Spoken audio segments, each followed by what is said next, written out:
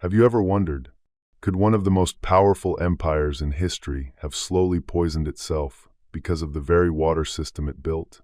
It sounds like the plot of a movie, but for years, millions of people have believed a claim that says exactly that. The Roman Empire, its roads, its massive aqueducts, its magnificent baths, its engineering marvels of cities. But beneath all that grandeur, there was supposedly a deadly mistake. At least, that's what people say. According to the claim, the Romans transported water to their homes and cities through lead pipes. Every day they drank this water and, without realizing it, were exposed to heavy metal poisoning. Eventually, the lead impaired the judgment of their rulers, reduced fertility, damaged the health of society, and one of the greatest empires in the world collapsed because of the poison it had created with its own hands. You've probably seen this story hundreds of times on the internet, in documentaries, in books, even in history classes. This claim is sometimes presented as if it were a fact. But did it really happen that way? Or is it simply an urban legend that has been repeated for years because it sounds so convincing? Today, we're going to investigate the mystery of lead in ancient Rome together. And by the end of this video, you'll see that the truth is far more interesting than the rumor.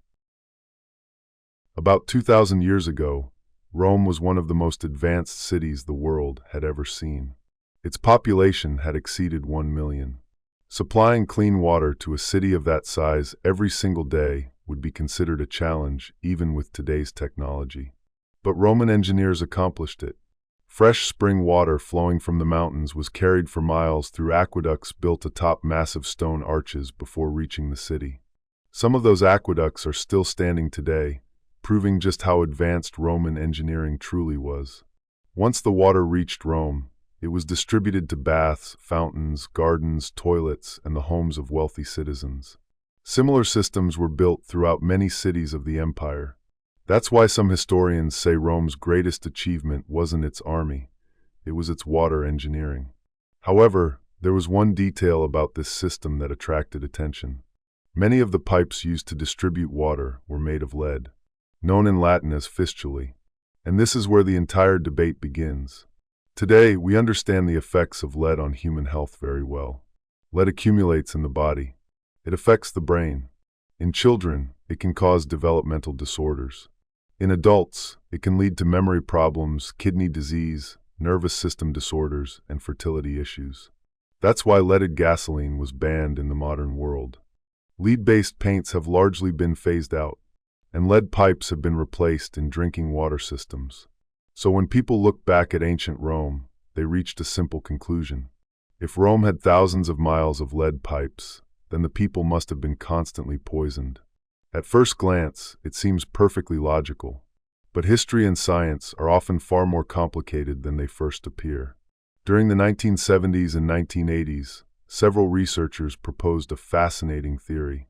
According to them, much of Rome's aristocracy suffered from chronic lead poisoning. This may have impaired the decision-making abilities of its rulers. Some writers even attempted to explain the fall of the Roman Empire through this single factor. The theory quickly became very popular, because finding one simple cause is always easier. One mystery explaining the collapse of an entire empire. It sounded like a perfect story, but as scientists conducted more detailed research, the picture began to change.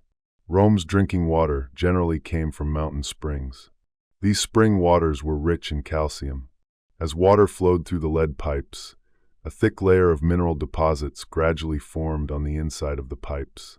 Today, we call this mineral scaling. This natural layer acted almost like a protective shield between the water and the lead. In other words, the water was no longer in direct contact with the metal. On top of that, Rome's water system operated on a continuous flow principle. Water didn't sit inside the pipes for days. Because it kept moving constantly, the amount of lead that dissolved into the water remained quite limited.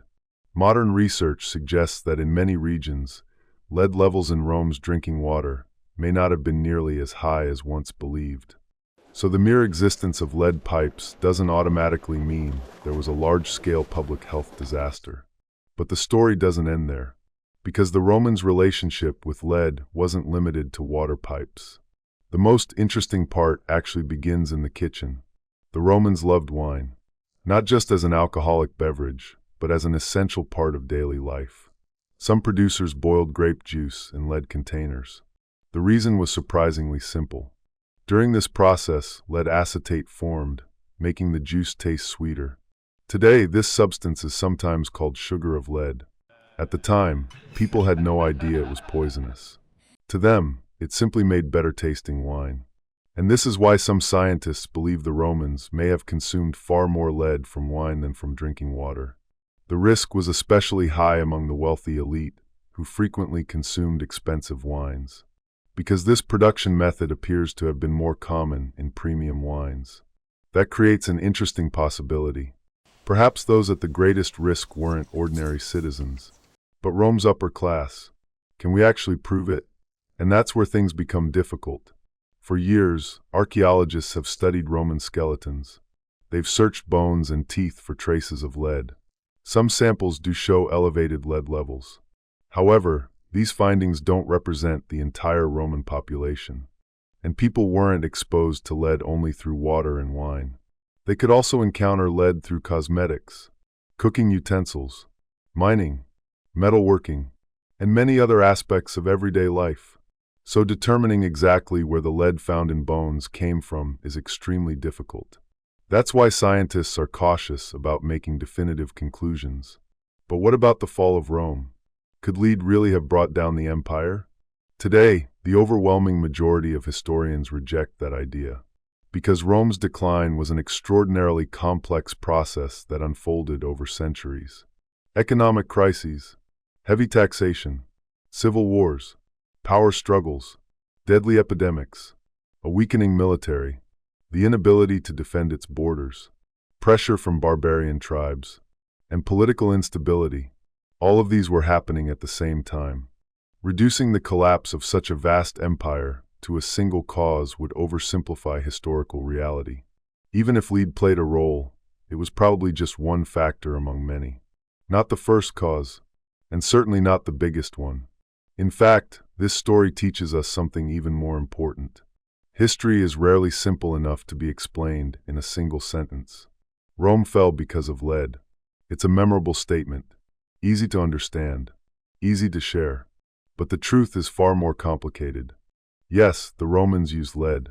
Yes, some people probably suffered health effects because of it. Lead used in wine production, in particular, may have posed a serious risk. However, based on the scientific evidence we have today, there simply isn't enough proof to say that the Roman Empire collapsed because of lead-contaminated water alone. Perhaps one of history's greatest lessons is this: the stories that are repeated the most are not always the ones that are the most accurate. And sometimes the truth is far more fascinating than the myths. So what do you think? Did Rome really become the victim of its own technology?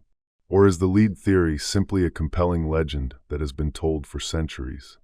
Let us know your thoughts in the comments.